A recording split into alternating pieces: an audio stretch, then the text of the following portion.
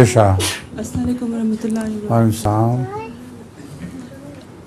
حضور اس سورہ الاحزاب کے اخیر میں جو 2 آیات ہیں، اعوذ باللہ من الشیطان الرجیم، بسم اللہ الرحمن الرحیم، انا عرضنا الامانۃ علی السماوات والارض والجبال فابین ان یحملنها واشفقن منها وحملها الانسان انه كان ظلوما جهولا لیعذب اللہ المنافقین والمنافقات والمشرکین والمشرکات. حضور یہ سوال یہ کہ ان دونوں آیات میں کیا تعلق ہے؟ صلی اللہ علیہ وسلم کا ذکر کرنے کے بعد منافقین اور منافقات کا ذکر کیوں ہے؟ حضرت صلی اللہ علیہ وسلم کے مومنوں میں سے جو مومن کہتے تھے اپنے آپ کو، ان میں کثرت سے منافقین بھی تھے، مدینے میں بھی تھے اور مدینے کے ماحول بھی تھے.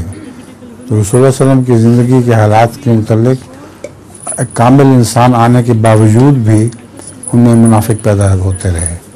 اس میں آن صلی اللہ علیہ وسلم کا کوئی قصور نہیں. سورہ منافقون بھی اسی کی طرف اشارہ کرتی ہے.